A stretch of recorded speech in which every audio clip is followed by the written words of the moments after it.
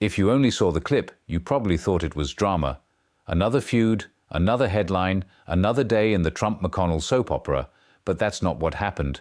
What Mitch McConnell did on the Senate floor wasn't a rant. It wasn't personal. It was procedural, institutional, surgical, a signal. In Washington, leaders don't torch alliances unless they've already counted the votes, secured the donors, and built an exit route for everyone who's about to follow.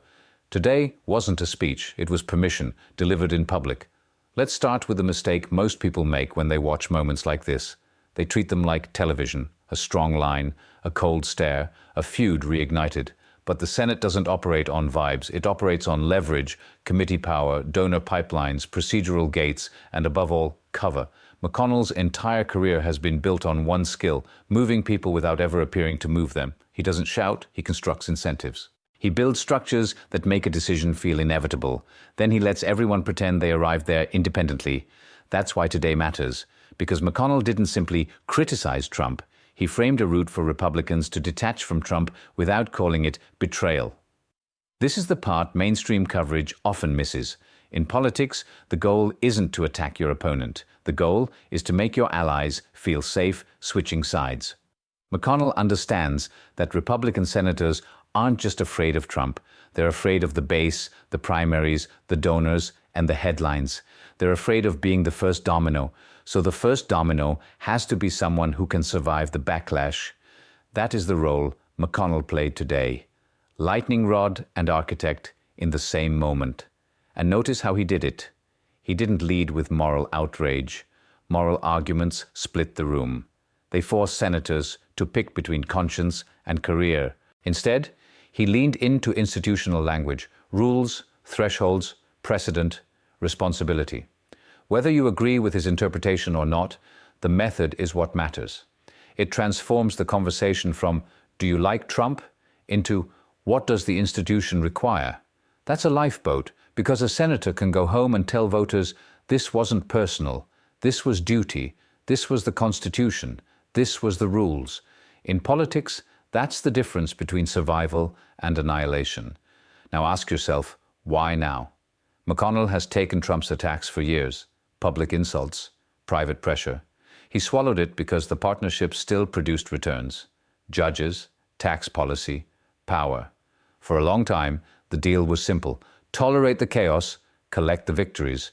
So when McConnell publicly sharpens the knife, it's not because he woke up angry, it's because the deal stopped paying. Something shifted in the internal Republican calculus. Electability, donor confidence, legal exposure, fatigue inside the conference.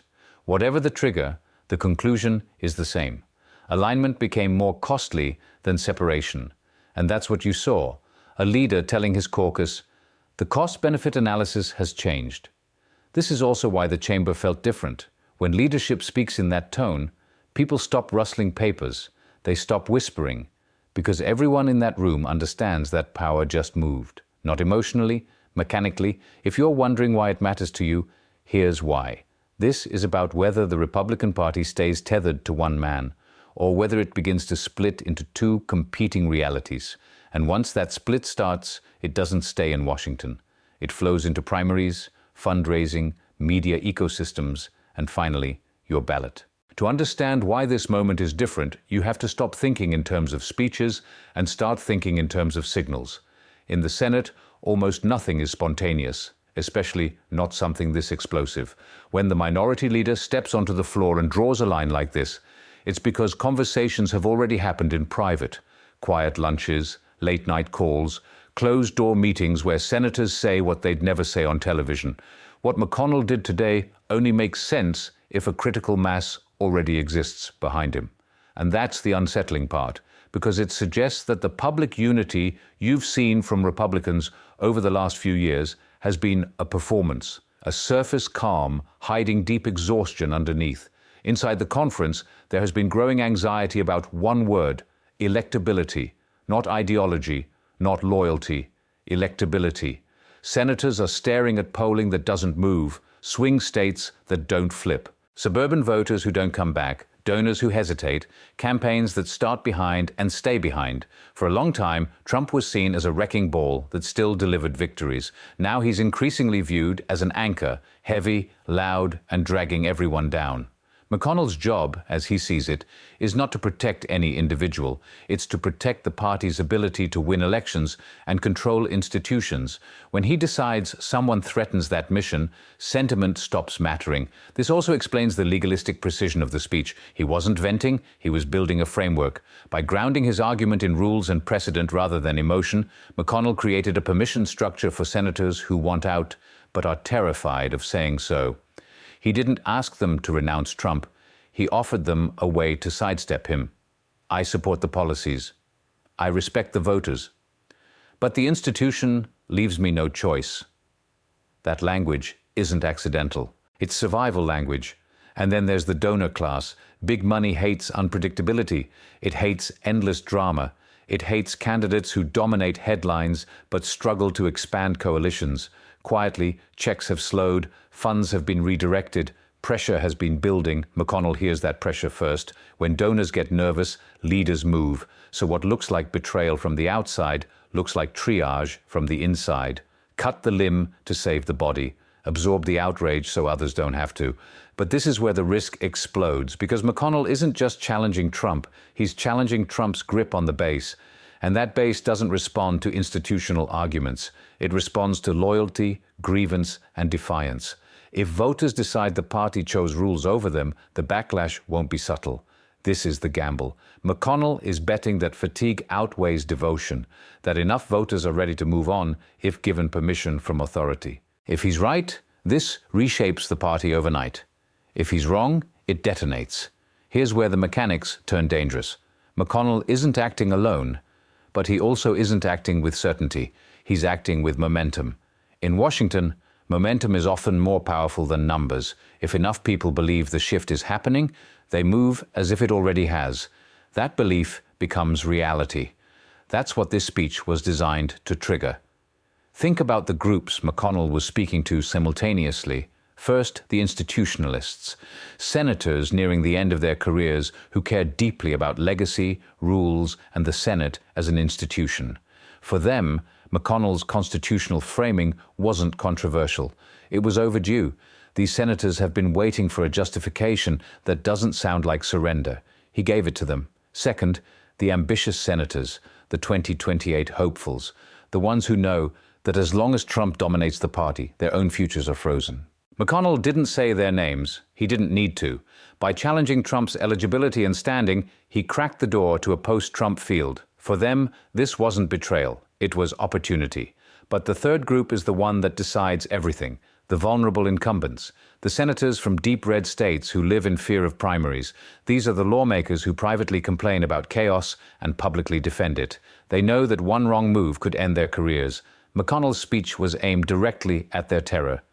He wasn't asking them to attack Trump. He was offering protection, cover, funding, institutional backing. The unspoken promise, if you walk with me, I won't let you walk alone.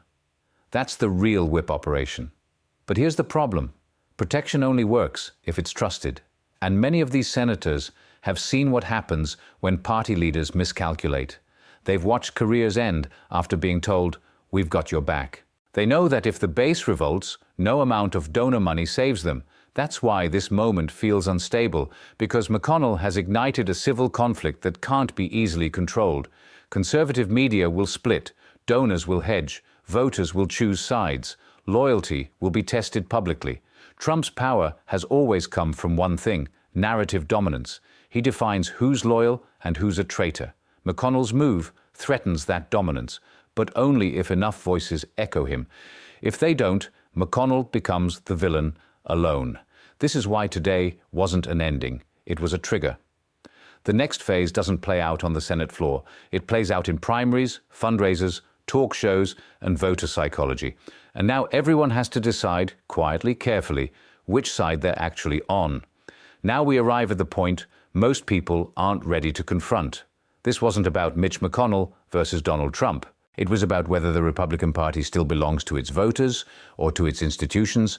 McConnell made a calculated choice. He chose the system over the disruption, rules over momentum, stability over loyalty. And by doing that, he forced a question that can't be avoided anymore. Who actually decides the future of the party? Because if this move succeeds, it sets a precedent far bigger than Trump. It tells every future outsider, every populist figure, every candidate who threatens institutional control, you can be removed, cleanly, legally, and with cover. That's the long game. But if it fails, the consequences are just as historic. If the base rejects McConnell's authority, if voters decide that procedure is just a polite word for silencing them, then the party doesn't just fracture, it mutates. Leadership loses legitimacy, donors lose leverage, institutions lose control, and that kind of rupture doesn't heal quickly. It reshapes American politics for decades. That's why this moment feels so tense, because both outcomes are irreversible. Either Trump's dominance finally breaks, not by Democrats, not by prosecutors, but by his own party, or the Republican establishment permanently loses the trust of its base. There is no middle path anymore. McConnell knows this. Trump knows this. Every senator watching from their desk today knew this too. That's why the silence mattered more than the words, because silence means people are calculating, and calculation means movement is coming. The next signals won't be speeches. They'll be endorsements quietly withheld, fundraising decisions made off-camera, primary challengers suddenly appearing, media narratives subtly shifting. By the time the public realizes which direction the wind is blowing, the outcome may already be locked in. So here's the real question, and it's one you should be asking yourself, not just as a political observer, but as a voter. Did you just witness the end of Trump's grip on the party? Or the moment the party finally lost its grip on its voters? Watch what happens next, because this wasn't the finale, it was the opening move.